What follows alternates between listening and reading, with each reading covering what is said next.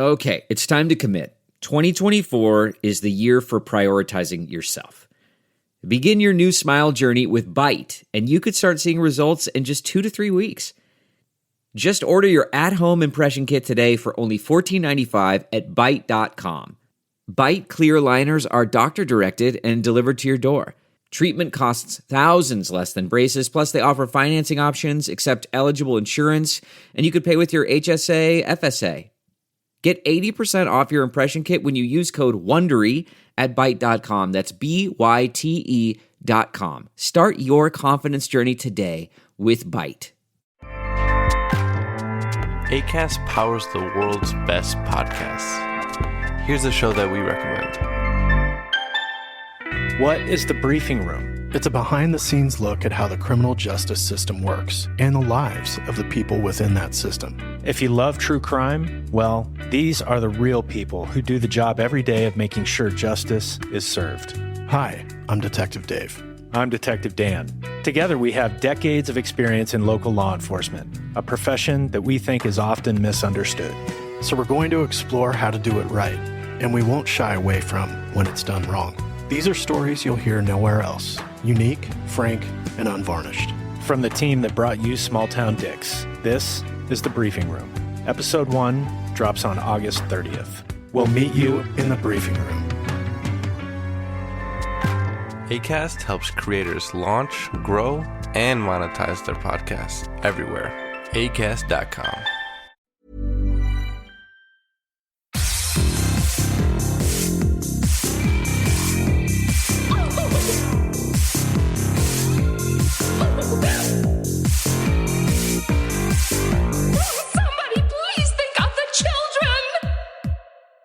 And welcome back to Scarred for Life, the podcast where we open up old wounds by looking back at the films that scared us as kids. I'm Terry. And I'm Mary Beth. Each episode, our special guest brings with them a movie that traumatized them as a child. This week, our guest is writer and director Dean Kapsalis. His feature film debut, The Swerve, which is beautifully soul-crushing, is now available on VOD. Thanks for joining us, Dean. Oh, thank you for having me. It's a pleasure to be here. We're super excited to talk to you. I mean, you and we met at Panic Fest. That was like the last time that I ever went out of my house, it feels like. Yeah. That is true. That's right. Yeah, wow. It feels like years ago, right? I know it does. And this has been something that we've been talking about. And I'm so glad that your movie's finally out and people are actually able to see it and that we're finally here talking. Thank you very much. Yeah, me too. I'm very excited to be here and to talk about my favorite subject, horror movies. Yeah. Hell yeah. So before we get into your current movie, how did you get into horror? Was it something you've appreciated throughout life? Is it from a kid or is it more of a new thing? I appreciated horror since I could walk. I mean, even before I knew what it was like I would see these movies on TV and, I have an older brother and I would see relatives, they would have the TV on and I would see clips of movies like King Kong, like the black and white, and they were always on television on cable or whatever. And I just started getting fascinated like by what they were. Before I even really understood them, I started to draw pictures of them, and so that was like my sort of entry into horror movies was the pictures I would draw, and then I just started watching them. I started becoming really attracted to these black and white ones that would show on cable all the time. And like Frankenstein and Boris Karloff films and the Hammer. The classics. The Hammer films. I was really interested in it. They were like so colorful and they had a lot of energy to them. Mm-hmm. And then I started just reading about them. And my parents thought it was kind of quirky and they were like, well, it's nice. And, they would get me some books and I started reading up about them and I started watching the movies and I was able to then differentiate between the movies, like the Universal movies and, and then I was also, but I like movies in general, other than horror movies, but horror movies are really my go-to. But, I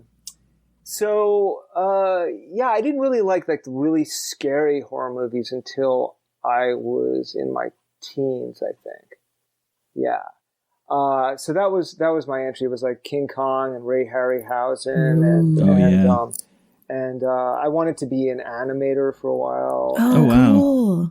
Yeah, and so I started like building little things out of clay, and then out of like rubber, where we'd make little things on a skeleton, to make stop motion. They're called armatures. So I'd make little stop motion creatures, and so I started making movies when I was around 11 years old with my dad's video camera, and they were terrible, but they were fun. They were absolutely like I don't even know what happened to them, but they were so embarrassing. I was going to ask if you still had them. No, I don't have those. But yeah, that was like, I started learning about them that way. And then but I always loved horror movies. And then when I hit my teens, and I just went bananas with horror movies. My parents were like, what the hell? Get that off. Get out of the living room right now. I could tell you stories like that. And I thought it was hilarious. My dad was, often furious about it. Yeah, I was a pretty good kid though. And, but, and I had posters. I could go on for hours, guys. You just have to stop me. Well, so what were some of your favorites growing up that kind of shocked your parents? I do want to know this. Jeez, the movies that shocked my parents. Well, like the ones you were watching as a teenager, I guess. Oh, boy. Like there were some that I don't know if I even really oh my God. I'm trying to think. Well, I know that I shouldn't have been watching Night of the Living Dead. That was one. Okay. My family for some reason was watching this one night, and I was really young, and I was in bed. So I was on like the other side of the house. And I remember getting up, maybe I wanted a drink of water, and I walked in the doorway and sat in the doorway, and they couldn't see me, and they were watching Night of the Living Dead on television. And I started to cry. I think I was like 5 years old. And then they were like, what are you doing? And I was like, wow. And then I never forgot it. And so when I got to be a teenager, I was obsessed with Night of the Living Dead. And then Dawn of the Dead. And so when I got Dawn of the Dead, my parents freaked out. Because that's a pretty gory movie. It is. And they were like, what is this? And of course, I was like, oh, it's just a movie. And they were like, oh, this is terrible. And then Evil Dead. Oh, so my dad, yes. My dad had to, I really wanted this movie, only I wasn't of age to get this movie, and so he bought it for me, and I was obsessed with it. I was obsessed with the Evil Dead for like ages. I had the poster up on my wall. So that's some of it. My parents thought it was like really disturbing, but, so I think, the Dead, like, Evil Dead, Night of the Living Dead, Dawn of the Dead there were some Italian giallo films I liked. Dario Argento's Deep Red is one of my favorite films. I was just going to say, it's so funny how I feel like so many people have had that universal experience of crawling out of bed and sitting in the doorway watching movies. Like really? I did the same. We've talked to a lot of people where that's been the case. It's been the case for me where I saw Scream for the first time that way. That was a whole family drama around that. But I think someone else talks about it recently, I think I can't even remember the movie. Terry, do you remember? Yeah, I'm drawing a blank, but it seems to be like a common refrain that we've seen throughout a lot of our guests is that kind of like caught perspective, either from like upstairs looking downstairs while they're watching it, or like crawling into the room and watching it, or standing in the doorway and seeing something that they probably shouldn't have. Oh yeah. It's like a pretty universal experience, which is so funny because when I was like, was I just a shitty kid? Like, no. All of it, like most of us horror fans seem to have like started in that way, like sneaking behind the couch and then crying, and then your parents getting upset that you were watching something you weren't supposed to. One thing I left out though, I actually got physically sick. Also, you did? Yeah. They brought me. I was crying, and they brought me into the bathroom, and I puked. Oh no way! Of course, it was totally traumatic at the time, and I thought it was hilarious when I was about 15. But yeah, it's like the thing. It's like, how can something so traumatic as a child then become such an obsession when I got older? I think it was also about facing my fears. Yeah, it was about. I mean, that's the power of movies is that it's like watching a dream unfold to me. And so sort of facing that nightmare was a big part of it. So when, these films were like the Universal monster films, like the Boris Karloff films, were never scary to me, but I loved them. I thought they were like heroic in a way. Yeah. You know, these other films though were a whole new territory for me, and I think a lot of it was about confronting these fears. It's like characters in a fairy tale that sort of go through the woods to and face their fears, like the big bad wolf or grandma's house or the witch, et cetera, et cetera. That was kind of like my childhood too, thinking back on it, was that like, I mean, I was raised on the Universal monster movies and to a lesser extent, the Hammer movies, especially like Horror of Dracula. My dad really loved, but like there was such, there's like a point where you have those movies where, like you said, the monsters almost seem a little heroic in some ways. And then you get to a movie from, like, for me, it was like a movie from the 80s where I finally saw Nightmare on Elm Street. And it's like, this is a different kind of beast. This is a different kind of ideation of horror that like, if you are young enough, can just like crack your brain. And it's like, what am I watching now? Because this is not like anything I've ever seen before. Right. Absolutely. Yeah.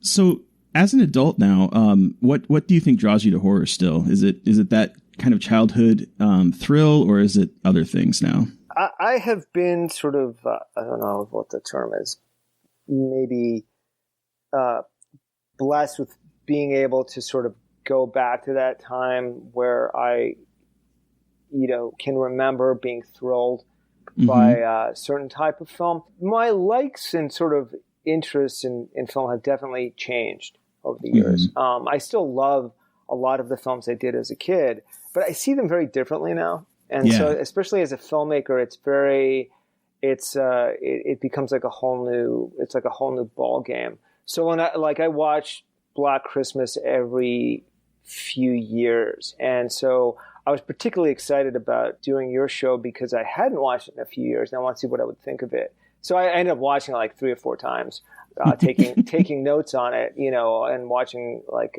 scenes over and over and saying, oh, I get it now. I understand now. Or see, how did they set this up, in terms of like with the actors and things like that. So it's like a combination of things, but I do get really excited about like watching certain films, but I don't know if I'll ever get that feeling like I had when I was a kid, because it's like you're it's like it's a whole different. You move into a different area in your life, and so many things, have happened. You end up seeing things like from a different perspective. And well, that perspective does change. Is there anything that you've watched recently that does remind you of what it was like to like get scared as a kid, or something even closer, like kind of close to that? That is a really great question. On the list of films that I had, there are a few that that affected me when I was probably in my 20s, that I was really surprised by. I was very, very sort of surprised by some of those films. I mean, I think one of them was Henry, Portrait of a Serial Killer. Oh, yes. Somebody gave me like a copy of, and it said, watch this. And I just remember like blood drain from my face over the feeling that it was giving me. And I was really fascinated by it. I mean, and I swore I would never watch it again. And of course I watched it again. And then I was like, wow, this is a really strong movie. And there's another one, maybe you guys haven't heard of it. And I thought about it. I was like, no, it'll freak these guys out. It's a Spanish film called In a Glass Cage. Have you guys yes. Ooh, I've never heard of that before. Oh, yes. All right. This movie, like a friend of mine in college, he was like my roommate in college was like, you've got to see this movie. And he told me about it. And when I read the back of the box, I was like, oh, shit, I don't know. And he's like, what? And I was like, it sounds really, really disturbing. It sounds really, really disturbing. It's very disturbing. I'm reading the synopsis, and I'm like, I don't know if I want to see it. So he had seen it. This friend, he's like, you're going to love it. So he puts it on. Oh. And I have not, I was a full adult at this point. I was like, please, you got to stop for a minute. And I got up and left the room. Wow. And it's not that the film it's violent, but not particularly violent, but it creates such a mood, such an atmosphere that it just really got under my skin. And, I went back and we finished it. He's like, are you okay? I was like, yeah, I'll be fine. And we finished it. And I was like, I should not have watched. I don't know. I never forgot it. Ooh, is it one of those movies where you kind of feel dirty after watching it? Yeah, I needed I needed a beer afterwards. It was a beer. Yes, crack a beer. I need a couple. But it's one of those, and I think, and there's some movies I won't cross, like I won't watch. I've heard of them, and my imagination is too vivid, and I just won't watch them. And like what?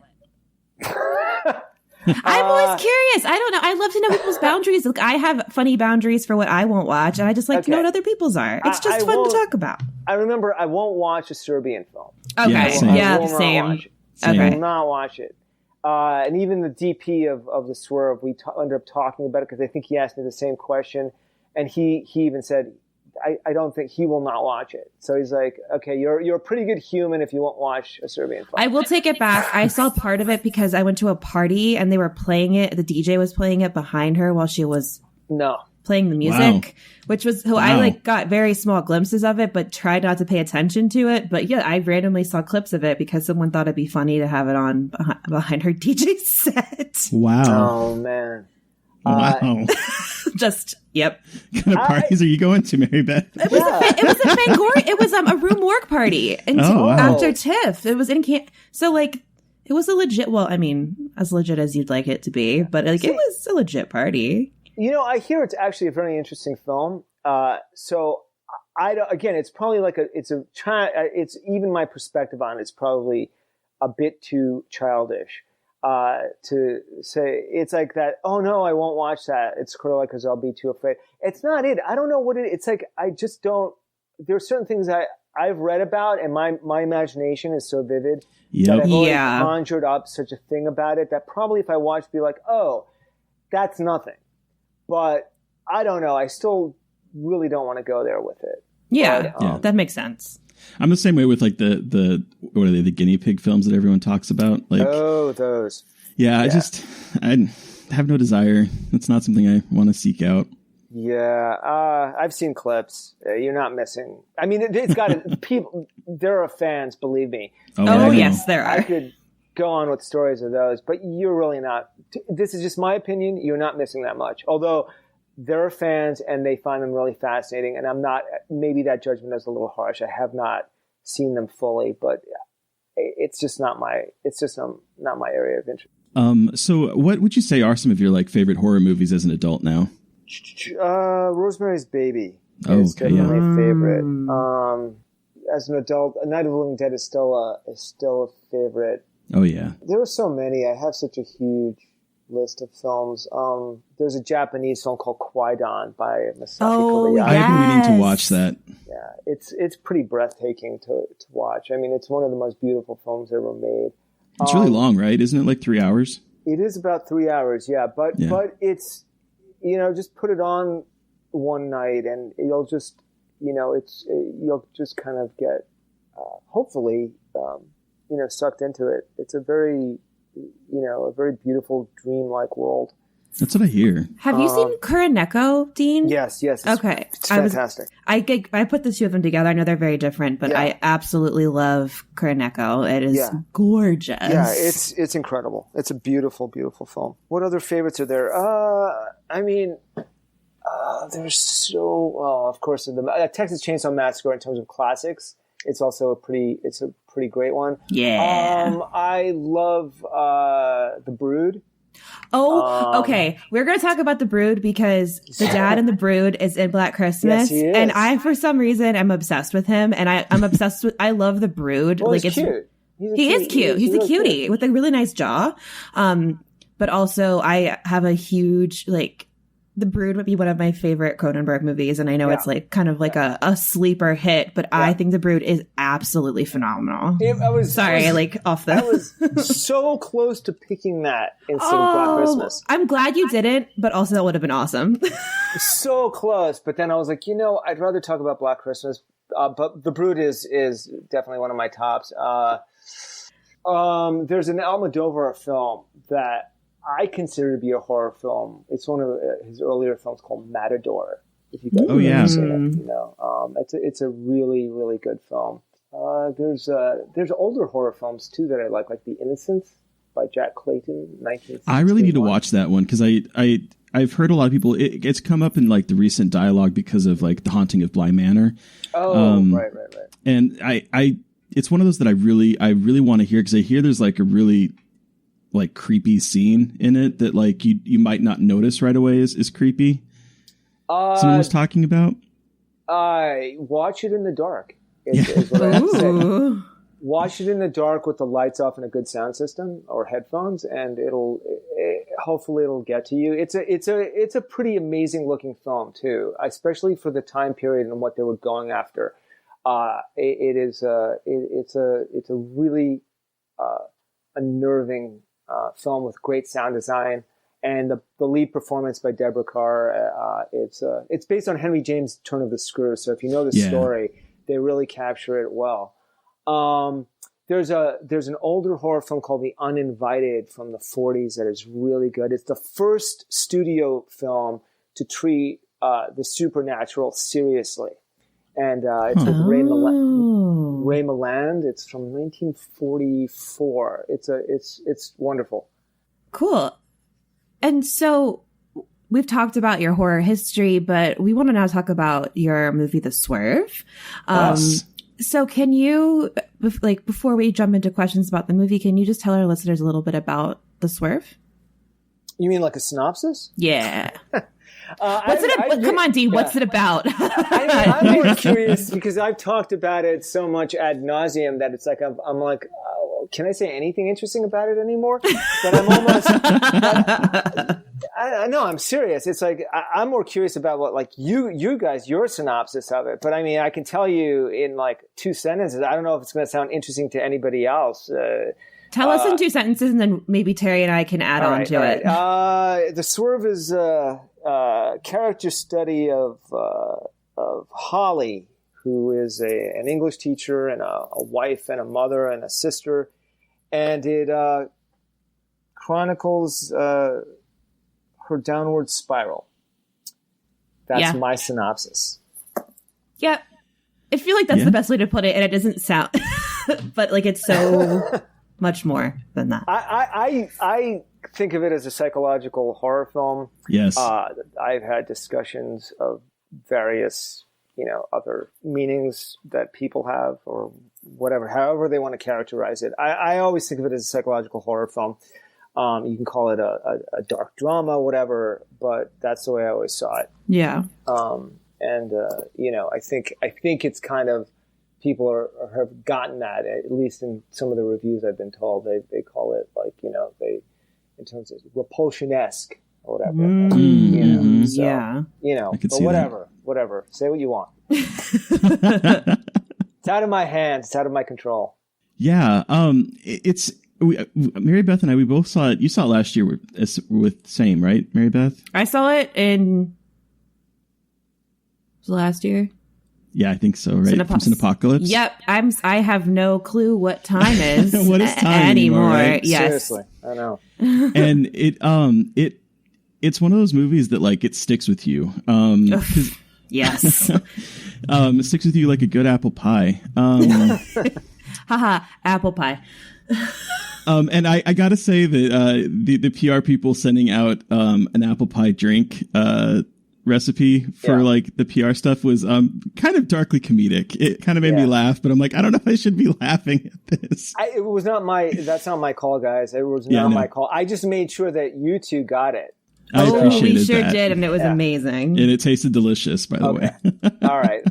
We had it too, and it was pretty good. I was like, do you guys really want to go? They had another idea to do. I don't even remember what it was, but I was like, I don't think that's a good idea, guys. Don't do that. So they came up with the drink, and I was like, okay, go ahead, do that. I was like, that's fine. But please continue. So one of my biggest like takeaways from the movie is how much of a good performer Azura Sky is. Oh my God. She is phenomenal in this role. How is it like working with her? You mean directing her, or directing her? Yeah, it was really good. I mean, we're really professional. What can I say about it that hasn't been said? We worked really well together. We didn't know each other. We talked before the film. We lived on different coasts. She lived in LA. I lived in New York. We Skyped a bit and talked about the character, but I deliberately did not tell her movies to watch, except for maybe one or two things, because I did not want her performance to be colored at all by my views on like other films. I just didn't want that. I wanted it to be kind of pure. Already, I know what she looks like. I know how she'll be costumed. I know her voice, and that's a big part of it. And she did an audition. That was terrific. So I knew she could do it, and I was very confident about that. And when we met, which was about a week or maybe a little more than that before shooting, and we sat down together, we had to gain each other's trust. And, she's like, who the fuck is this guy? That she's been acting since she was a kid. So we worked really, right. I think we worked well together. It took a few days while we were shooting for her to kind of I think she trusted me. She told me she did, but to sort of get into the rhythm of things, because I think I kind of mystified her a little bit in terms of, what I was, how I would tell her, how my direction, how can I say it? Like I would tell her to slow down, or I would tell her to just stand and look this way. And I would say I would hold up like my hand and I would count. I would stopwatch a lot of things because she, and I think she was a little accustomed to television work, which tells you to move faster. Right. And I would tell her the opposite, and I would actually, be right off camera, not at the monitor, but like right in front of her, holding up my hand or doing something or pointing her as to what, how to move. And then once she got it, she really got it. And in terms of like the emotion of it, she was always on board with the script. Nothing was ad-libbed in the script. Everything was there. I mean, when you're doing a small budget independent film, you have to move pretty quickly. And so right. there was no ad-libbing. There was nothing like, hey, let's try this. It was always like, do this, do this, do this, do this, do this, and then we moved forward. I can imagine that it would take a little bit to kind of warm up, because like she has to go through, man, her journey in the movie is just, she has to do a lot. She carries a lot on her shoulders. Yeah, she's in every scene. Yeah. And just the authenticity that she has to bring to the role, man, I'm always, every time I watched it again for the podcast, and every time I've watched it, I'm just blown away by her performance. Yeah. And the other thing that like really jumped out at me this last time was the score, because like the score is what kind of clues you in the beginning that this is like not just a drama, that there is, because it's scored like it should be a horror movie, and I honestly think it is a horror movie. Yeah. But like I know when I was doing some digging into it that it was composed by Mark Coven, correct? Mm-hmm. Who has, man, his career recently has been amazing with the Swerve and The Lighthouse and The Witch and all of these fantastic movies. How did that come together? How did you get him? Mark Coven? Yeah. It started off, to be like really honest, it started off with another composer, and he hadn't done a film score before, and his music is beautiful, and he goes all around the world. I think he's done albums, and I'm not going to say his name, and he's like a DJ also, and his music is just beautiful. It was a lot of ambient, but it was very different what ultimately was the score for The Swerve. But he also can play different instruments, and I told him what I was interested in and why I was, but he wasn't quite getting it. And the movie just completely shocked him. I mean, he actually the cut I showed him, which was quite a bit longer than ultimately what it was, he actually had to leave my play. He had to leave my house. Wow. And then I'm not kidding. He got up off the couch. He looked pale, and he said, wow. I have to go. I'll call you. And I was like, oh, wow. Okay. And I turned to the producer. I'm like, shit, what did I do? And he's like, what do you think you did? Your movie just freaked him out. And then, and you know, and I had seen the movie, like, you know, of course, when because I edited the movie, I saw it like 1,000 times. I'm like, what's the big deal? And you're like, this is nothing. What are you talking about? Yeah. So no, seriously. And so he calls me and then he's like, you know, tells me that a lot of it hit him personally. Because, you know, his ex-girlfriend was dealing with anorexia and all this stuff was going on. So anyway, it didn't work out with him, you know, but so we were kind of stuck in a position. I kept listening to these other composers. Nothing was clicking with me. And I was like, I turned to the producer. I was like, look, we can't afford this guy named Mark Corbin, but I love his strings. I love his music. And the producer was like, yeah, we can't afford this guy. So no.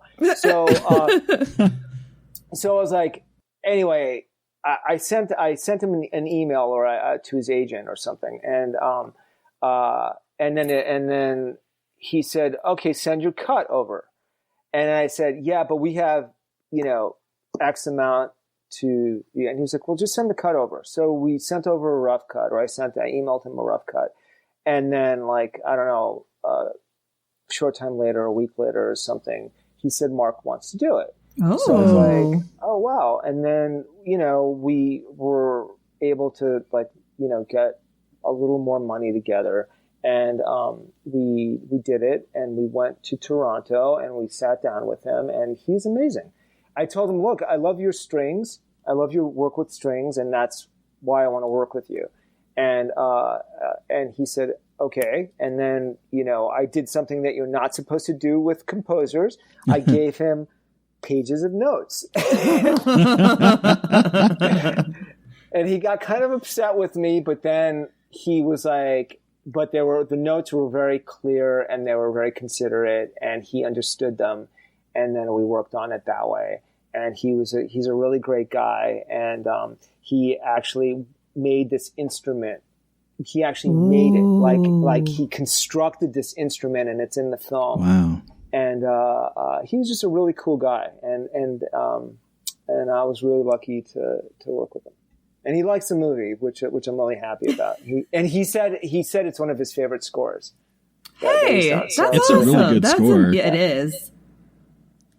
Yeah, it's something that I've noticed a lot more recently because like I've talked about this on the podcast before, but like when I was a kid, I used to love getting like CDs and cassettes of like the scores of movies that I watched. And it just seems like recently a lot of the more big picture type movies, their scores aren't as inventive as they used to be. And yet I'm finding horror kind of going back to that root of like understanding the importance of a good score. Me too. And I love seeing it. I love seeing it in the indie space. And I love seeing it in like even, I mean, like The Witch and the Lighthouse, for instance, like it's a character of the movie and it can really shade how you view the movie. Yeah.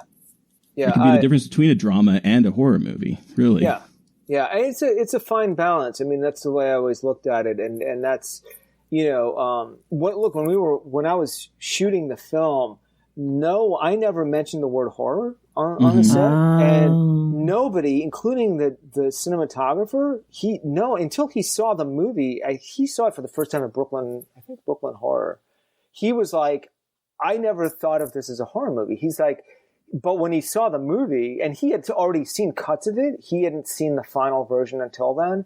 Yeah. He was just like, I didn't know you were going to do that.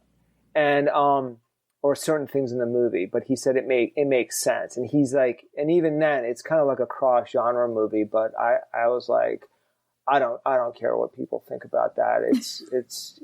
I carry it as a badge of honor, and it has confused people. Certainly, I mean there are certain that comments and remarks from people that I've had, and there have been arguments about it. But it's like, look, I carry it as a badge of honor, and I think ultimately it works to the film's advantage, and that's one of the great things about movies or about art, not just movies, is that if it kind of can stretch the boundaries, that's always, to me, and I think to other people, is a big plus. Because it's not the same old thing. You're always, you know, it makes you think, and it could, you know, it stretches, you know, your brain, and sort of, you don't see things just as the same old thing, you know, just escapist, or just as, you know, horror just being something that's supernatural. Well, yeah. And I think it's important for people to think about, like, expand their idea of what horror is, and that horror isn't just made up monsters in a closet or ghosts. Like, people are living horror stories every day in their own minds sometimes. And, like, I think putting that on screen and having that delicate balance of it being kind of a horror, thriller, psychological drama, I think there's a really good balance there between having it be scary, but also be very, like, careful and caring of the subject matter. Because, you know, we all know that horror films, and in film in general, kind of exploits mental illness and sensationalizes it. And I think this is a really good example of how you can talk about mental illness and talk about the sadness and negative aspects of mental illness without it being sensational, if that makes sense. Like, I think it's important to have movies like this that are very honest, but aren't, like, exploitative of it. I tried to be really careful about that. And in fact, it gave me, I mean, I can't tell you, Mary Beth and Terry, how many times I'd wake up in a sweat thinking, like, I really do not want to fuck this up, because how is this going to come across to people, especially those that are dealing with issues like this? Right. And I have to tell you, I've gotten some messages from people, which was, I mean, it just, like, would make my week, that I've gotten messages from people that are, you know, dealing with mental health issues. And they say, like, one person told me that they think the film saved their life. Whoa. Wow. And I was like, Jesus. Holy shit. I was like, I had to, like, look at it, and I thought, am I dreaming? And, you know, I showed it to the producer, and I was like, I was really very, very touched by it. I was very moved by it. Like, I couldn't believe it. So maybe at that moment I thought, okay, I didn't fuck it up. But, you know, I tried to be very empathetic and careful about it, and that was always how I spoke with everybody on the crew and the cast members, especially in the most intimate scenes in the film. I was always very careful about it, how we approached it, how we blocked it, how we shot it, and how we took care of it in post as well. So I think that was, you know, I just couldn't live with myself if I didn't try to be as, you know, careful as possible. Otherwise, I just would have, I don't know, I just never would have wanted anyone to see it. Right. Well, so we've talked about The Swerve, and everyone please watch it. It is a very phenomenal film. Dean, what movie did you bring with you today for us to discuss?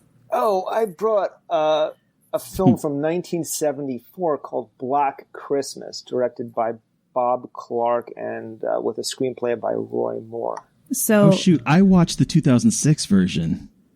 I'm kidding.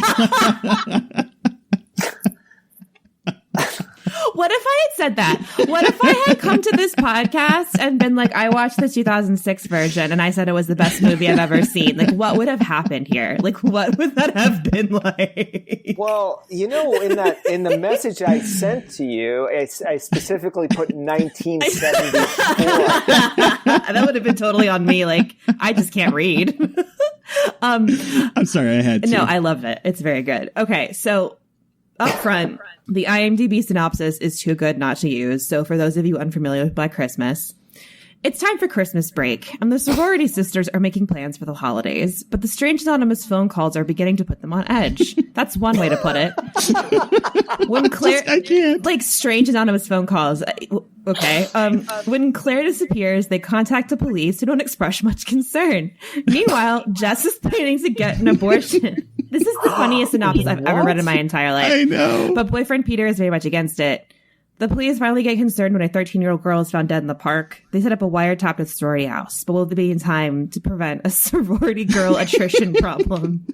Who wrote this? Are you kidding? Who wrote this? No, I was looking up like synopses, and this was on IMDb from Ed Sutton, is the IMDb user credited for this, and I just started laughing as I was reading through this. Like, oh my god, wow! I can't. I love IMDb. I just do. It's phenomenal. Wow, that's Quite. Like, calling them strange anonymous phone calls is truly the understatement of the century. Yeah, you think? So that synopsis aside, Dean, tell us about the first time you saw this movie. How old were you? What happened? Paint us a beautiful, horrifying picture. All right. So I picked this movie because, I really take it to heart. I mean, your podcast is called, it's Scarred, right? It's like what movies have really scarred me that I want to talk about? And I think, Black Christmas is definitely at the top. I was about, I think it was about 12 years old when I saw it. And I remember it because it was like it was a video cassette, and it was like the cover was like kind of like worn out, and it had a picture of this woman in a rocking chair with something over her head. Oh, yeah. And I was like, and I remember just looking, I was like, well, I see the Warner home video logo. So it's like, but that's like, could it be that scary or something? So I remember watching it with, a friend, and we were just really dead silent. Like, right from the start, it was like the whole thing just creeped me out. And the whole idea of having Christmas associated with murder just kind of blew my mind. I had already seen Halloween by that time, and probably The Exorcist. I had already seen The Exorcist because my brother tortured me or something. I said, "Oh, you'll like this," and then we watched it. And of course, I was like terrified, a blanket over my head, watching it through the blanket or something. So Black Christmas, I remember watching it and just being absolutely so terrified by it that I remember afterwards locking the doors and checking the windows. Wow. Because of that. Yeah. So I was probably like 12 years old or something. And I didn't tell my family that I watched it. Also, it's a fucking horrifying movie when you have two like 12-year-old boys sitting in silence watching a film. Like, I feel like that is an indicator of just how intense a film can be. And when that first phone call happens, I was... Hello? Hello? Who is this? Stop. Oh, God.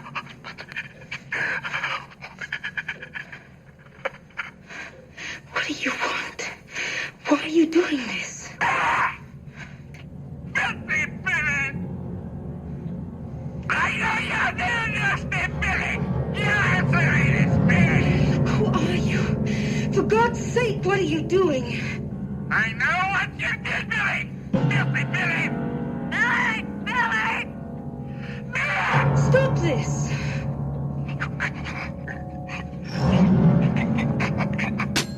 Oh, Jesus Christ. I think, I mean, the language, I remember being 12 and being, oh, shit. Like, so just imagine a 12-year-old boy hearing that stuff. Anyway, there you go. Wow. Every time because this isn't a movie I revisit a lot, and I don't know why that is, but every time I watch it, the phone calls always like set me on edge because I always forget how explicit they are. I mean, it is probably the most explicit obscene phone call that I've seen in a horror movie. Mm-hmm. Yes, it's shocking. I think, I didn't bring up The Exorcist totally by accident. I think the connection with The Exorcist is not an accident in the film, because The Exorcist is 1973 and this is 1974, and that first phone call, the explicitness of it, I think is a reflection of The Exorcist. I made a note about that too this last time for sure, because like it definitely, I was like, oh, this is like little Regan like using a crucifix to fuck herself. Like, absolutely. This is what this is. Absolutely. It definitely, it's like, it's going for that shock value, but it's equally effective. The way, and also when I was, just because kind of fascinated by the film and hearing how they got the voices, that it's a combination of people on the that did the voice, that it gives that effect of like it's not just, it's something abnormally human or above human. Yeah, like it's something just very different, and it's almost supernatural. That's the atmosphere that it gives. Even though the movie feels realistic in a way, but it's grounded. But that voice, though, is something else. So, was it just the phone calls that affected you as a kid watching it, or what? No, the whole thing gets me. I mean, I made notes on it. It's like, I mean, the opening credits. It's like over, you see this wintry howling. You have this wide shot of the house, and then the credits play over, and you hear this Christmas music in the background, but nothing feels right about it. And so then suddenly you go closer to the house, and you see the first character that you see entering the house is Jess, right? Played by Olivia Hussey. And she enters the house, and you don't quite know it at first that she's the main character, but she is. And then the camera kind of goes toward the windows, and then you see all these people, and it looks pretty cheerful. You see the Christmas lights, and it looks enticing. And then it switches and then becomes this sort of wide angle point of view of something ominous. And then we realize in a shadow, like the silhouette that we see, it's a man, and he grabs the trellis and starts climbing it. And then my immediate thought is like, does he know this house? Has he been here before? And so that immediately sets me on edge. And then it just proceeds. He enters the attic, then we enter the house, and we meet all the characters, at play. And, right? Yeah. The thing I really love about this movie is I love the characters. That is what first jumps out at me between Jess and Barb, Queen, played by Margot Kidder. Love her. And even Mrs. Mack, I love the core group of people in this house. Yeah, I completely agree. I think Jess is a great character. She's real bad at talking on the phone, though. She's what? Really bad at talking on the phone. It's what always cracks me up every time I watch this movie, where she answers the phone as if the phone itself is hard of hearing. She's like, "Hello." Yeah, she screams into who? Yeah, who? I love that line that she tells when the first phone call from the killer happened. She screams out, "It's the Mona!" It's the Mona. Yeah. Which immediately tells you oh, this guy has called before. Yeah. So how long has he been calling this house? How did he get the number? And so I immediately think oh, he knows this place. Did he live there? Because the attic is full of stuff that is not associated with a sorority. It's got a carousel horse, right? A bird cage, rocking chair. So it points to somebody's house from decades before. So that creeps me out immediately, but I love the characters. You're right, Terry. I mean, Jess is a great character. Barb, Margot Kidder is wonderful. And you got Andrea Martin, but Jess really stands out. I mean, she's all the characters are intelligent, they're not, they're never nude, right? They're all, right. They come across as sort of intelligent adults who have minds of their own. Okay. So I have a lot of thoughts about this in a good way. So, okay. I tweeted it. Okay. So this is the first time I ever saw this movie, everybody. And my life has been changed forever and ever. Holy shit. This movie is fucking perfect. Those were my initial reactions. So I can verify those were the initial reactions. My very professional journalistic opinion. It's fucking perfect. Anyway, so I was. Poster. Exactly. So in watching this, and then I just randomly tweeted hey, this is the first time I ever saw this movie. I'm in shock. And, a lot of people said it's the first slasher. And so I definitely I have heard a lot about it being the first slasher. So with that logic in mind, and obviously slasher is an interesting label we can talk about and how those things are kind of developed out of other genres and don't just pop up out of nowhere. But this is considered one of the first slashers. So then to me, that means that Jess is the first final girl. She is the original final girl.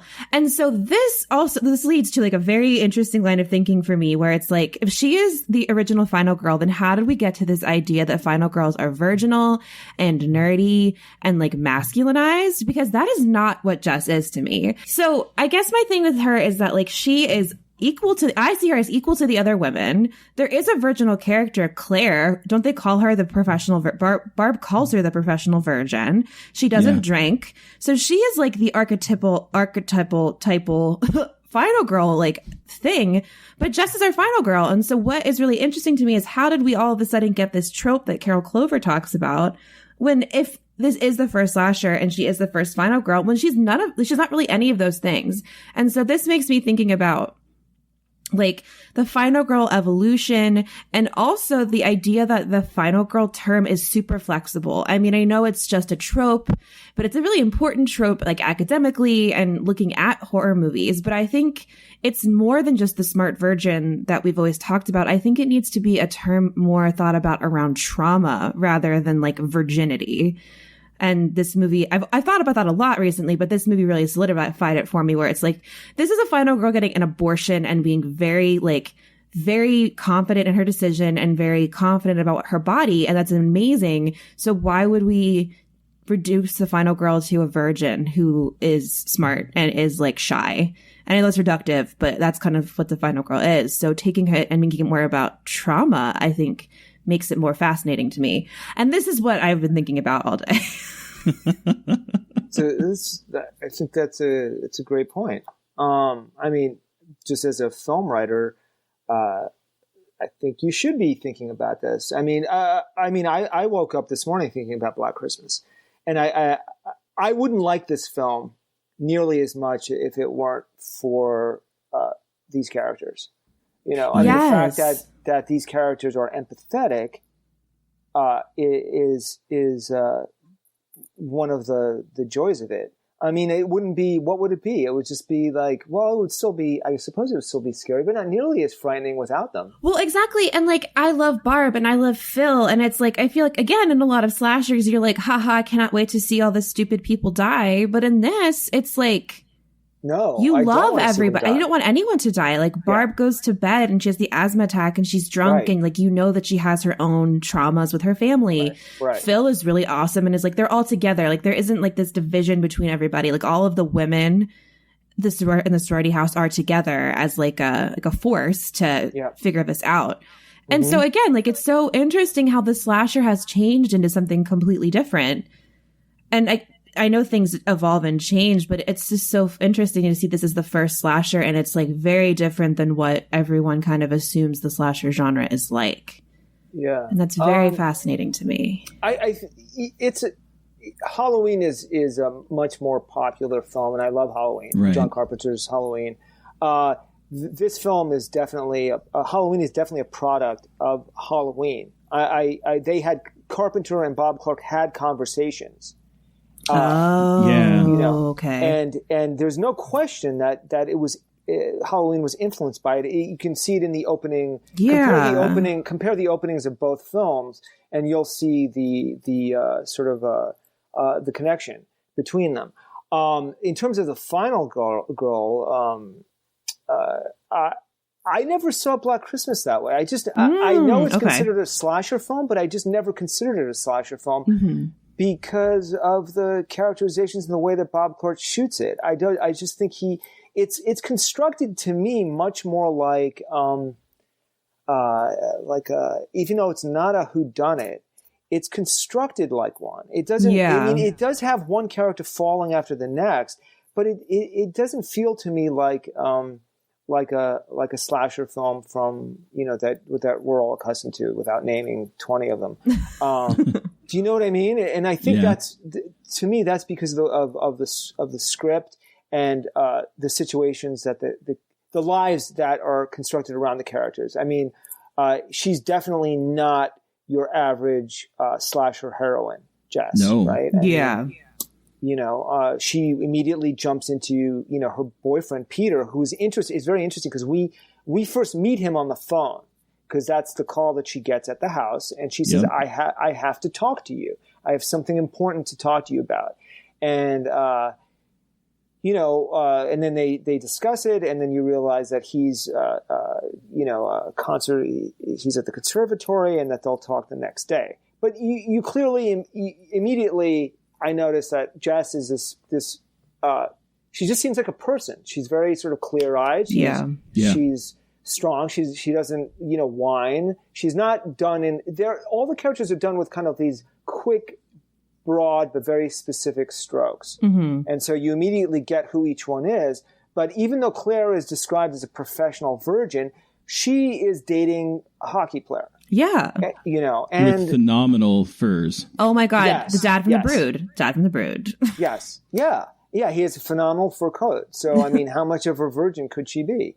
I think, to me, I never thought of Claire as even a virgin. I thought that Barb was always going after her out of some sort of jealousy, and also because it was easy to pick at her because Barb is clearly an alcoholic, and her mother she has issues with her mother that I'm not quite sure of, but that they're not going to see each other over Christmas, and Barb is very upset about that. Yeah. Yeah, I picked up that this time for some reason. I don't know why I never really clued in on it before, but her conversation with her mother is very there's definitely a sense of trauma there, and I loved how the way she kind of like hides that kind of trauma through being kind of mean, I guess, because like when she says that you're a real gold-plated whore, mother, that like I was like, you really can, with just one line, you get an entire view of how Barb is and how she interacts with the world, especially when it has displeased her. Right. And I think you see that also with the way she handles the phone call, where she's making fun of it. It's like she's like, oh yeah, he's really stepped up his game, and there's all those like little comments that it's like, yeah, I've seen this before. She's using that kind of bravado to hide her inner wounds that she is taken on in life. Well, and then she also says things like, you're blaming this all on me, aren't you? And like, she's more than just like that drunken whore character in scare quotes. Like, she is a human being with feelings. And again, that's why I love this movie, is like, they really, you don't get a ton of backstory, but it's tight. Like when they give you backstory, it's like done in such a good, quick, effective way that you feel like these characters really well outside of this like these couple of days. Did you notice, Mary Beth, when you brought up Barb and how she was feeling guilty over the disappearance of Claire, and her father is at the table? Do you remember that? Mm-hmm. And Phil is there. Barb is, I don't know if you notice it. It took me a few times to notice it, but Barb is looking at a Playboy centerfold. She is. Oh yes, my God, I did not notice that. Yeah, and so I got very curious about that, and she's circling like parts of the centerfold with like a pen or something, and I was very curious. I was like, wow, is Barb a lesbian? Or I looked it up, and apparently there was like an interview with Bob Clark where originally it was in the script that she was to be presented as bisexual. So that's what you have in the story. It doesn't. God, yes. The bisexual representation I need and I crave in my horror movies. Yeah, so I think it adds another layer to the character, and sort of like how she has this, outward bravado, and how she's dealing with all these things, on an internal level. Yeah. But again, it's very interesting. This movie is so good. Like, oh my God. Sorry, wow. So the interactions that that really spoke to me this time was just how different Jess and Peter handle this idea of abortion, because she is so clear-headed and very like rational, whereas like he obviously is that kind of petulant, I want to have everything that I want to have and you are standing in my way, and he kind of becomes this unhinged character that obviously becomes like the red herring for it. But like the discussion where she's like telling him, I told you the things that I wanted to do. And she says, she still wants to do those things. And you can't ask me to drop everything I've been working on and give up all my ambitions because your plans have changed. I was like, yes, go 1970s. Yes. But like, exactly, like they say the word abort. Like, I just feel like a lot of the times in film, like abortion is never really said. They say like shmushmortion, or like they don't really, like they seriously like allude to it. But this film, they're like abortion, and I love that. Like, it's just. Well, I mean, it has to be on purpose. Yeah.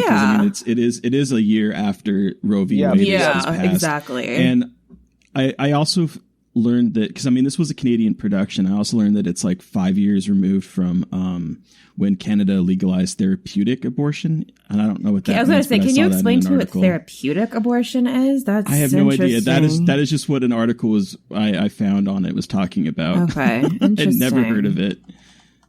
Maybe. Oh, sorry. Therapeutic medical abortion is done when a woman has a health condition. Oh. Okay. Huh. Okay. Interesting. Huh.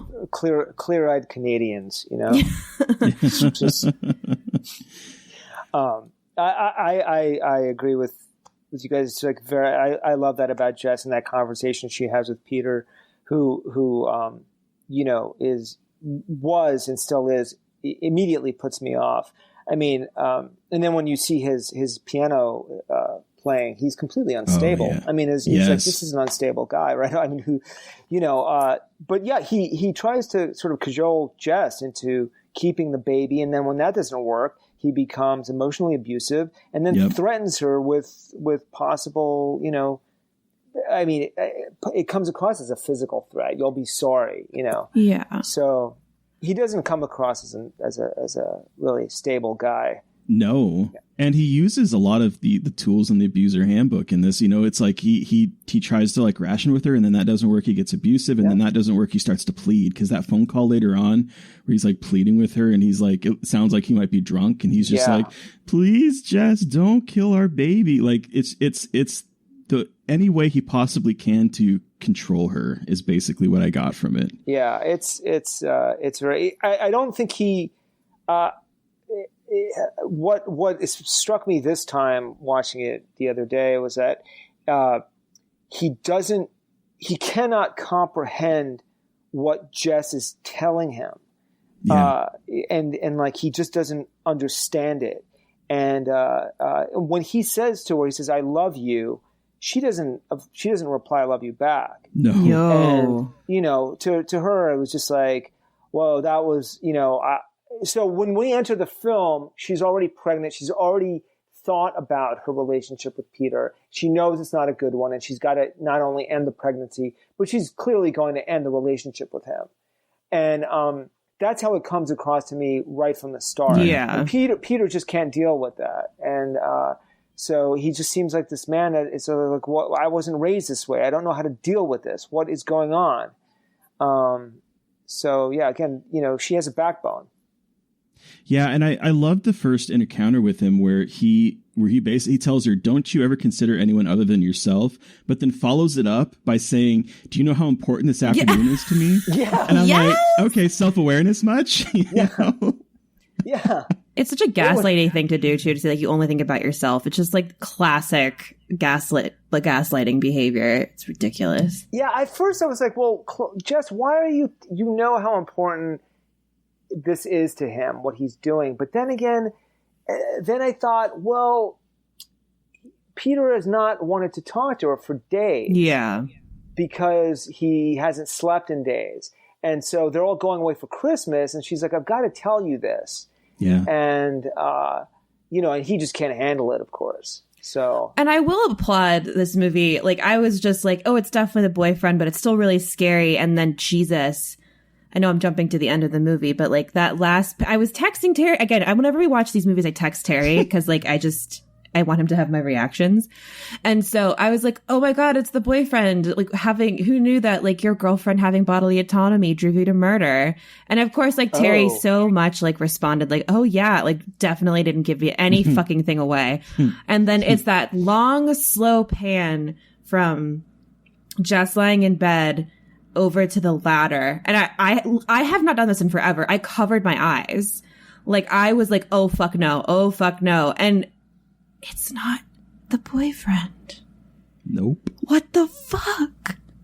I was so shocked. And like I think what I was so amazed by was this movie scared me and shocked me in ways that I have not been scared and shocked by a movie in a long time. And it was just like such, and again, this is like being a horror fan. It was an amazing experience to feel that way and to feel that fear watching this film and really just relishing in how well it is constructed.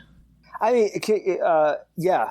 I'm sorry, I don't mean to interrupt. No, that was it. That's all I had to say. But just the thing I want to talk about, like in terms of like one of the things about how well constructed the film is, the way it throws, where you think it's Peter, the red herring of Peter, but it makes a connection with him possibly being the killer because the score of the film is that it's atonal, and it has these piano strings being like plucked or pulled or strummed that echoes Peter's piano playing. Yeah. Right. So you're making that connection. Like, could he be the killer?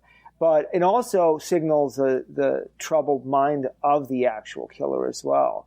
And I always find that, it's pretty, it doesn't give you a solid footing. Like it just throws you off. Like, who is the killer? Yes. What does the killer want? You don't know who the killer is. You don't see his face.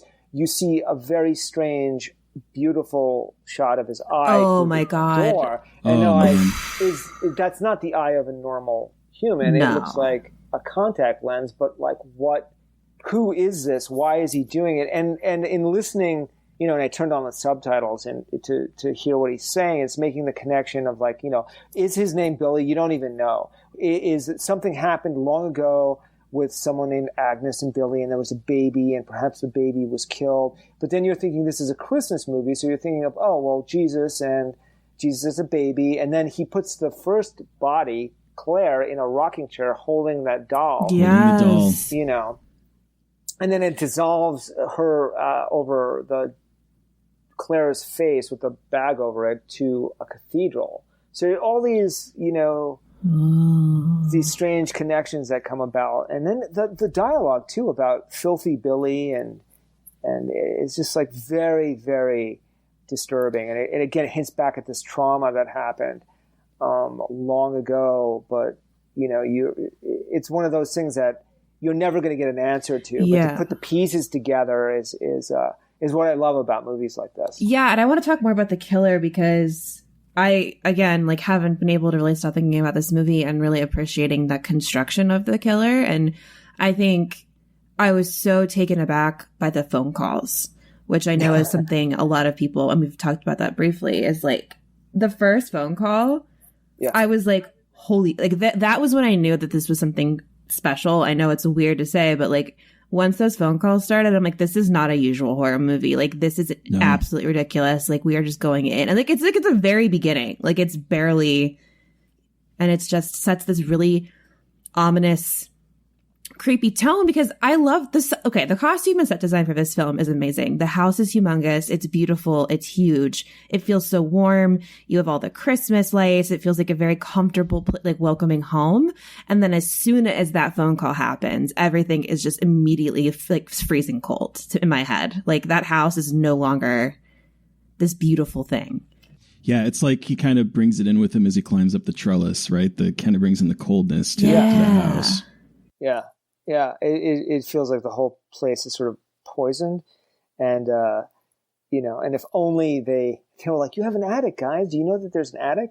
Like I even wondered, and I like Mrs. Mack, who at first I was like, this is not in the recent my recent viewing, but before maybe some years ago, I thought that maybe the humor of Mrs. Mack was like kind of like unneeded, but I kind of like it. I like it now. I think it's sort of, because again, it throws you off. Like it adds this sort of like warmth to the film, like this sort of like Christmas warmth to it. And then of course, he, Bob Clark like destroys it, and it's like Mrs. Mack is this alcoholic house mother, but she's jovial and she cares about the women that she's, taking care of there.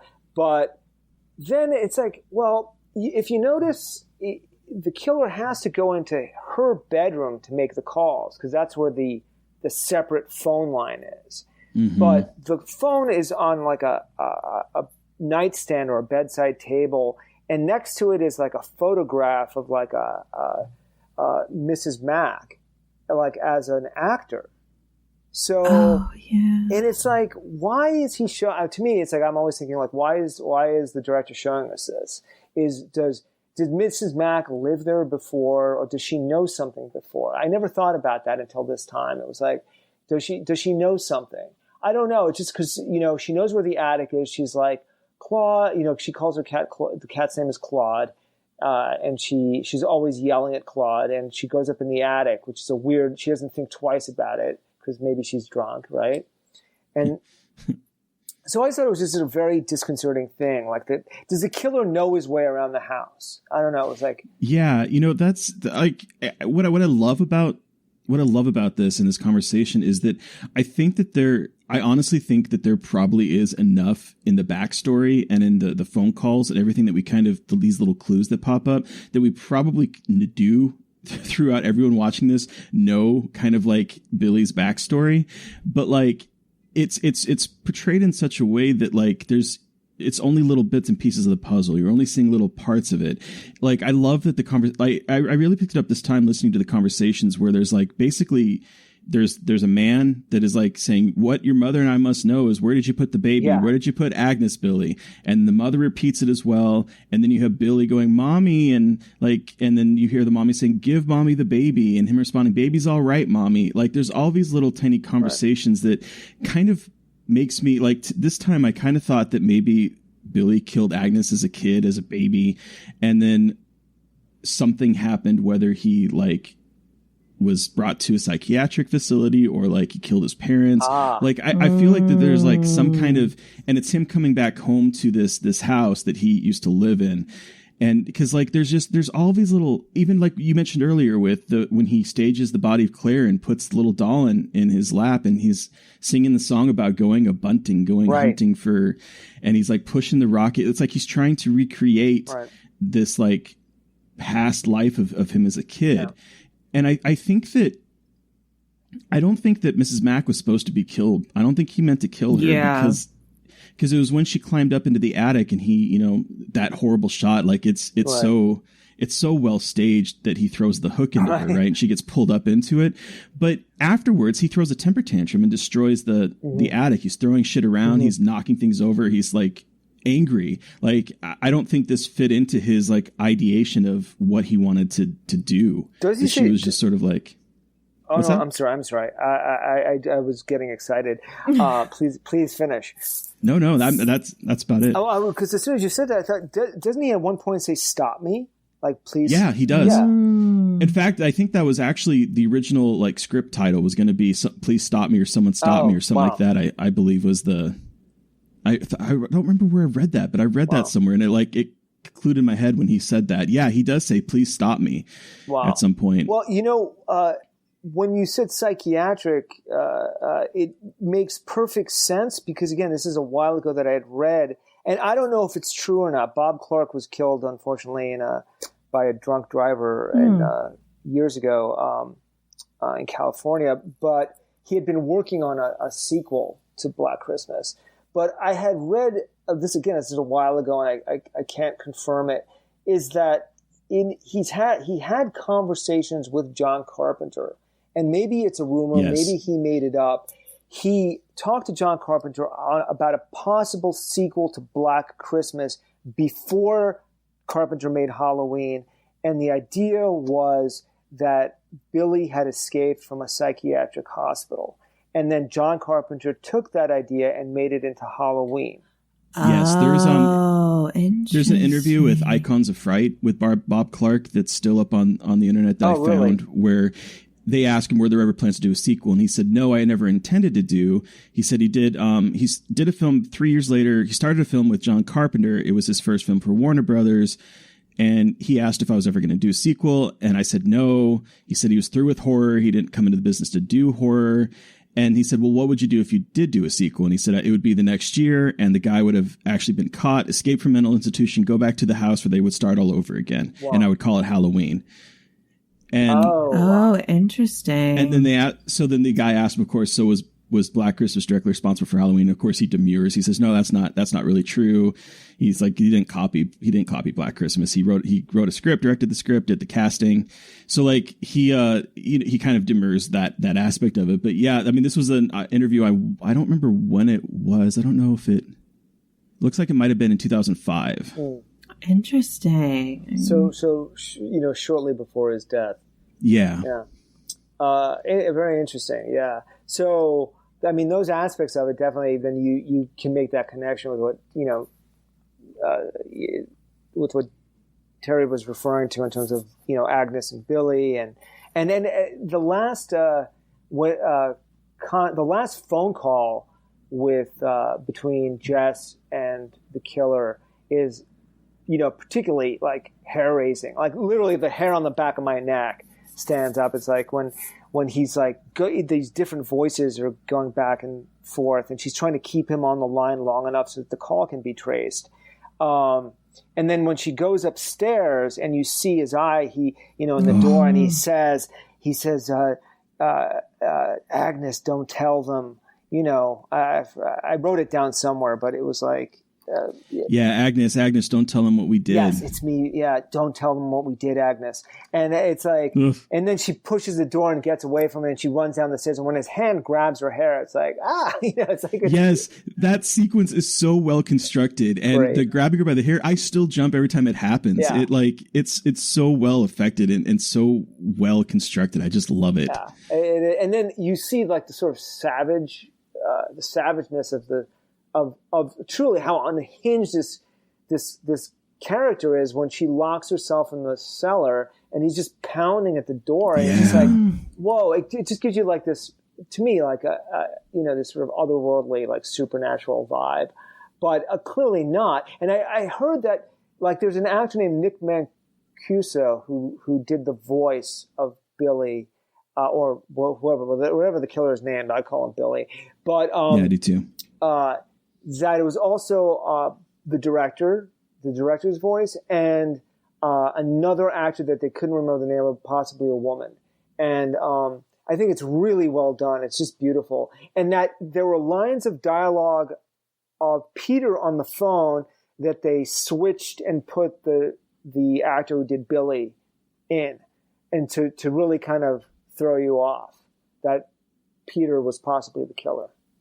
Yeah, and what I really picked up on this time that I really enjoyed was the connection between Billy and Peter, that they really kind of hone in on, that these are two really different kind of toxic men that are like obviously trying to control women in a certain way. Like it really hit home because there's the sequence where we talked a little bit about it where he like where Billy throws a temper tantrum after killing Mrs. Mack.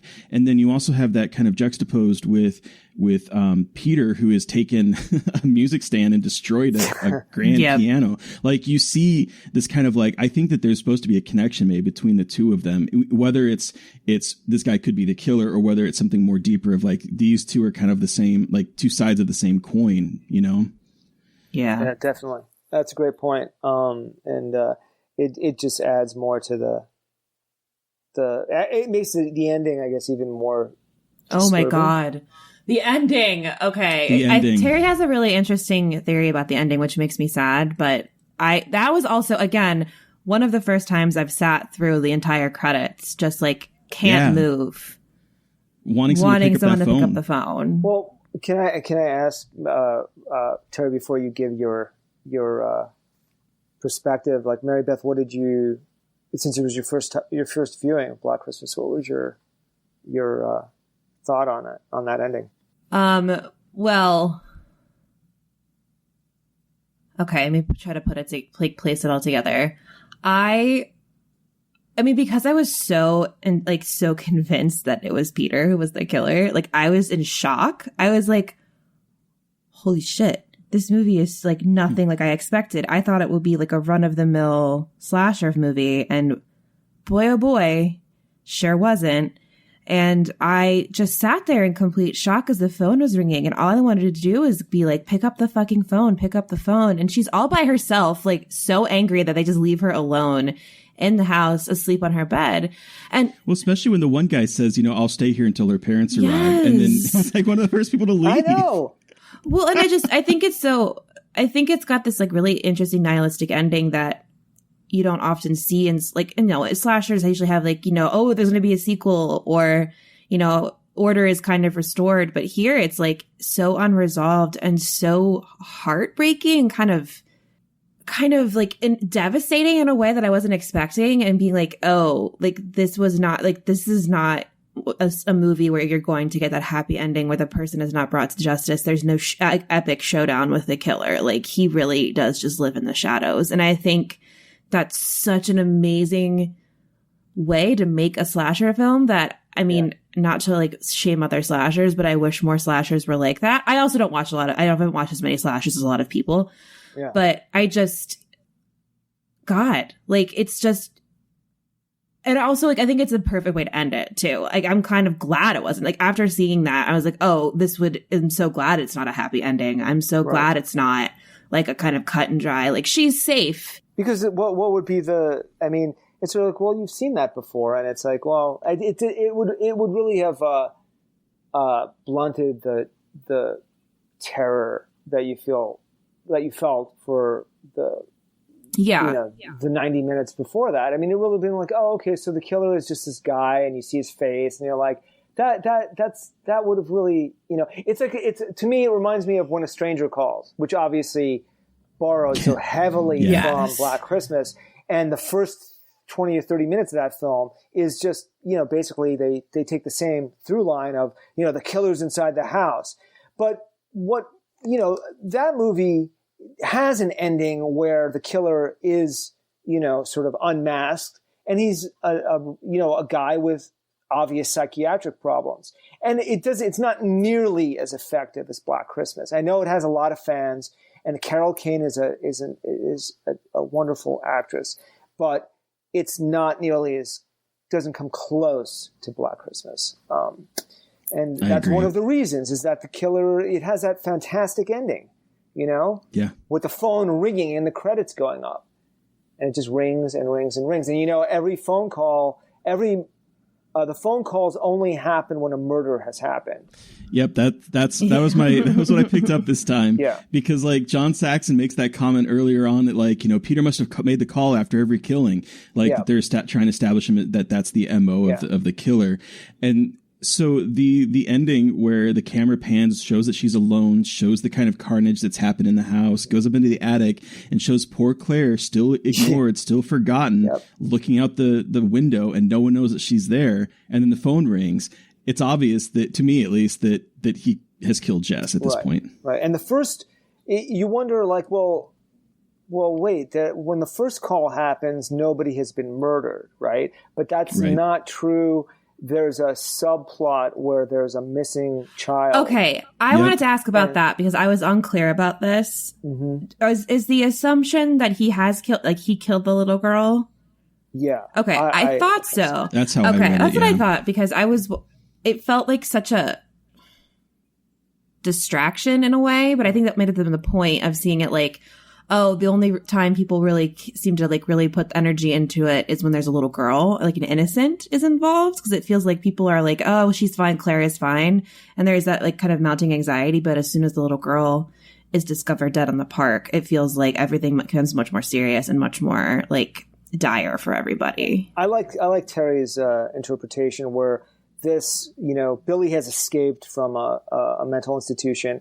On his way to his childhood home, he killed a child, then, climbed the trellis and went into the attic, and then proceeded to, one by one take out the residents. Huh. And so when we get that call, although, apparently he's called the house before, so I don't know, maybe he has somehow snuck in some phone calls on his downtime. Well, if that was like a home that he's come from, I mean, I guess I know that like numbers change and stuff, but I wonder if like somehow the number hasn't changed at that house. Yeah, all of those years. This was a time when they had, I guess prefixes. You know, there's a whole scene where she goes F-E, fellatio, right? Yes. And amazing. You know, yeah, it's like it's a weird film, guys. I know, I love it. And then he was like, "Oh, fellatio," and then when John Saxon and the other guy just laugh at him, they're like, "Fellatio." Oh, I was like, this movie is just ridiculous and phenomenal. I love it. Wait, Terry, I'm sorry, we didn't even ask you, when was the first time you saw this movie? Yeah. Oh, so I don't honestly remember. Okay. All I know is that like I was an adult when I saw it, and I remember because the websites would talk about it being like it was the first slasher, and that, you know, it's the scariest movie, and like I remember seeing the kind of like tagline for it that's like, what was it? It's like if this movie doesn't make your skin crawl, it's on too tight. Yeah. And the very evocative image of Claire with the bag over her head. And so I remember buying like this DVD copy of it and watching it and just being so like affected by it because it was unlike any other slasher. Because I grew up on slashers. I'm a product of the 80s. Halloween, Nightmare on Elm Street, Friday the 13th. Like those were like my bread and butter. And this was unlike any other kind of slasher, even though it had like some of the similar tropes, especially with like Halloween, the first one. So I don't really remember too much about it, except that I had the image of the eye in the closet just seared in my head and Claire in the rocking chair. So like that's probably all I really honestly remember about this film. And I always forget about it. And I watch it again and I'm always again blown away every single time I watch it. I'm like, why haven't I watched this more often? Because it's such a good movie. It's a relatively quiet film too. Yeah. So I think that might, you know, it's not really, I mean, it's very enjoyable to me, but it's not an escapist kind of horror film. No. I mean, Barb's murder, if we can talk for a moment, is really still extremely disturbing. Yes. Even though it's not a gory film, but the way it's handled it really hurts. And I appreciate that about a movie that can do that. Really sort of you can feel what's going on there, that the way he shoots it, it's in a very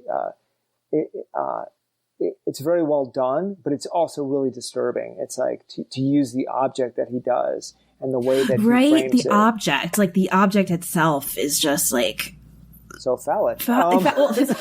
Yes, indeed.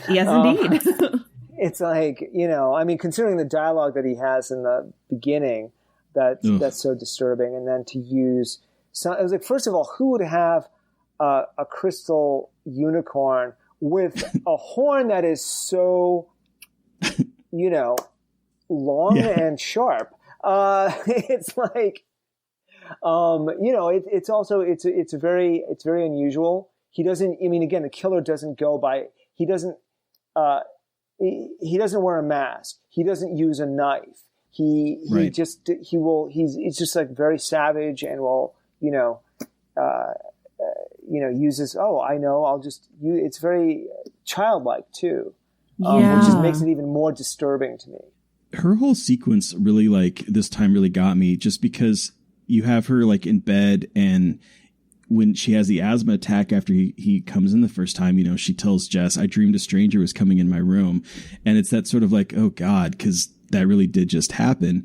And then you have the juxtaposition of Jess listening to the choir that's outside her house that are singing, while he's in there saying, "Agnes, it's me, Billy. It's all right, Agnes, pretty Agnes." Yeah. And then that shot of him holding the unicorn that's like dark except for the eye. It's the first time you see that eyeball, and it's just such a haunting image, especially when it's addressed with the kind of happy Christmas singing that's happening outside, just like steps away from her. Yeah.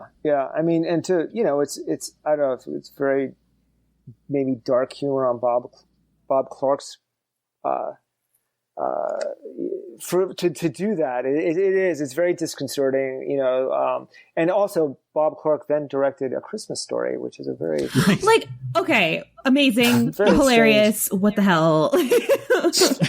Yeah. It's like a great double feature there, Bob. It's got to be pretty funny to him and his family, considering that both films have followings. Yeah. But yeah, it's a very happy, sort of supposed to be a very happy time, and it can have a very melancholy effect on people. Christmas, and those songs are not particularly happy, some of them, but it is very haunting. The juxtaposition of that of the choir, with the murder is something I guess maybe it was the first of its kind. I don't know if it had been done before. I don't think it had been done before. I think this Black Christmas is the first. Is it the first holiday film, holiday horror film? Before we had or a themed film. I believe so. Before Halloween and Friday the 13th and My Bloody Valentine and April Fool's Day and all those. April Fool's Day and yeah, I think it is. Yeah. But I'm not positive. Yeah, I'm not sure about that, but it may be. So I've also read that it's the first time we have a killer POV. And I love a killer POV and have lots of thoughts about the killer Well, it could POV. be, I haven't seen it in a while, but it could. There's a Mario Bava film called Bay of Blood from 1971, which I haven't seen it in quite a while, but that may also, I believe that also has a killer POV.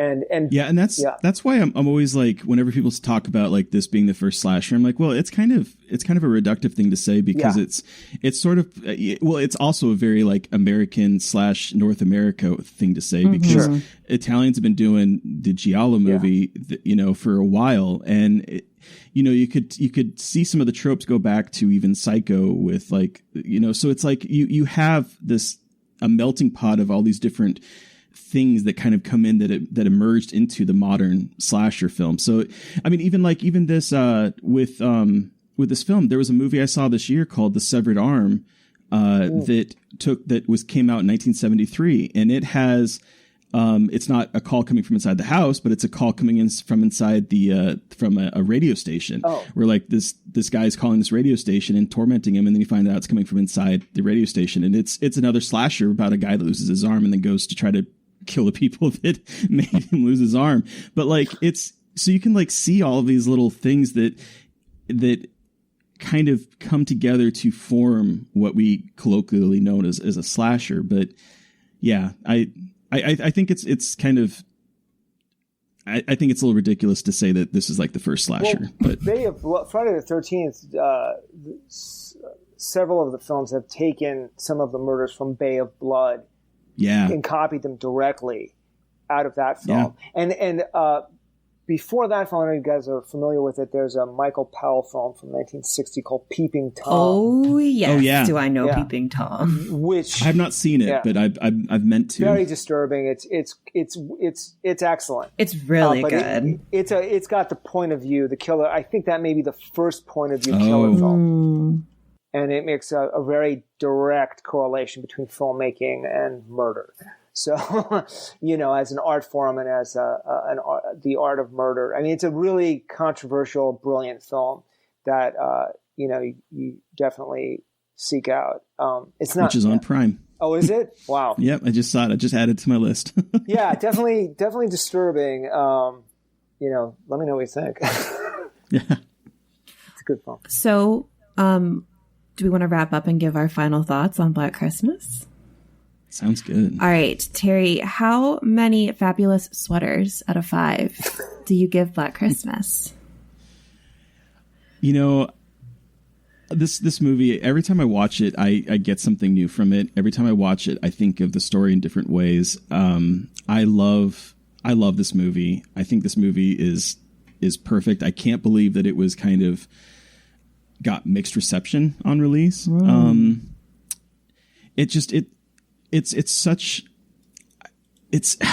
know. 5 out of 5. I love this movie. I don't know what else to say. I think this movie is perfect. I love it so much. I can't even create cognizant thought about it. So what about you, Mary? Well, I'm in the same boat here. I will also give it a 5 fabulous sweaters out of 5. I am so glad that I finally got to watch this movie.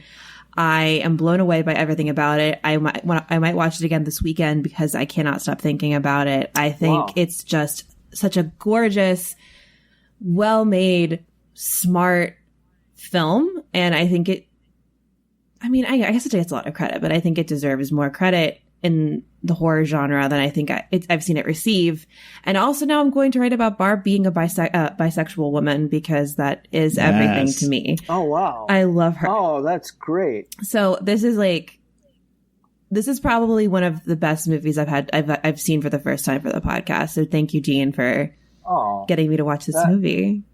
That makes me just all feel warm and Christmassy right now. Well, warm and Christmassy. And so what is your final score, Dean? How many fabulous sweaters out of 5 do you give this movie? Guys, I don't like scoring films just because but I mean, even if I have quibbles with the film, I think it's great. Sure, let's give it 5 fuzzy sweaters. And it's great. I mean, for me, the whole of it, even if I have like quibbles or problems with certain things, doesn't really matter. It's ultimately like the effect that it gives me by the end of it, and it's like, it stayed with me, and it stayed with me since I was 12. So yeah, I think that's a really important thing. And if it can be shared with other people, like, look, suddenly, Mary Beth, you've seen it for the first time. You want to write about a character in this movie from 1974. That's a wonderful thing. And if listeners can, see it for the first time or go back to it and see different things in it, or maybe they didn't like it the first time and they reevaluate it, I think that's a tribute to the filmmakers, and to the writer and director, and say, their movie sort of lives on and it affects people in a certain way. I think that automatically, if it resonates, it gets 5 warm, fuzzy sweaters. Heck yeah.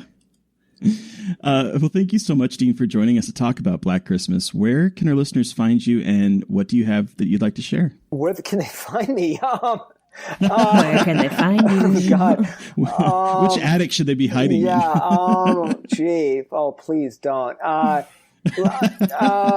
mean, I'm sort of like I am on social media since since the movie. I'm not the most active participant on social media, but if you go on there and you say something to me, or I will respond. I have been getting responses from people about my film The Swerve or about any movies, and I'll respond. So you can find me on Twitter and Facebook, and I sometimes am on like Instagram, although rarely. But yeah, I'm on there. So if you want to find me and say something hopefully nice, you can. Yeah, only nice things, people. Yeah. Please don't go put him hate mail. Please no. Yeah, and then yeah, was that your only question, or I forgot? Yeah, and are you working on anything new? Or? Oh yes, I am working on something new. Again, it's different, but from the same mind and hand. So we'll see what transpires from that. Awesome. I don't like to say too much about it, but it's going to be kind of again, cross genre, but we'll see. Cool. And The Swerve is out on VOD. It so is. Go check it out if you haven't yet. Yeah, please. It's on all the major platforms, and if you guys want to get, what did somebody say? If you want to get wrecked, go see The Swerve. Yeah. So get wrecked, watch The Swerve. So listeners, you've heard from us, but we want to hear from you. What was your experience with Black Christmas? You can send us an email at scarredforlifepodcast@gmail.com, or you can reach out to us directly on Twitter. I'm at MB McAndrews. And I'm at Gaily Dreadful. And of course, make sure to follow the podcast on Twitter at Scarred Podcast. And please don't forget to review, rate, and subscribe. Thank you to Steve Barnold for our artwork. Thank you to Sean Keller for our music. And thank you to everyone for listening. Please stay safe out there, but most importantly, stay creepy. And until next time. Oh, won't somebody please think of the children?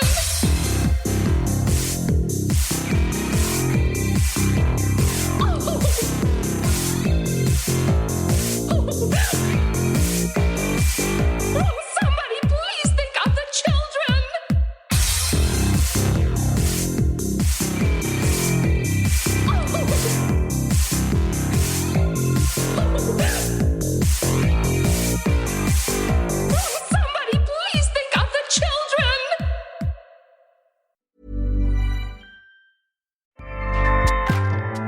Acast powers the world's best podcasts.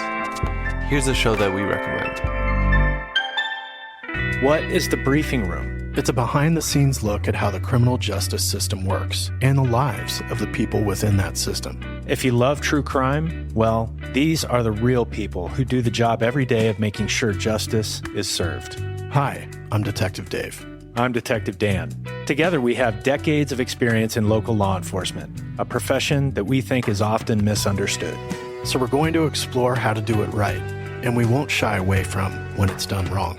These are stories you'll hear nowhere else. Unique, frank, and unvarnished. From the team that brought you Small Town Dicks, this is The Briefing Room. Episode 1 drops on August 30th. We'll meet you in the briefing room. Acast helps creators launch, grow, and monetize their podcasts everywhere. Acast.com.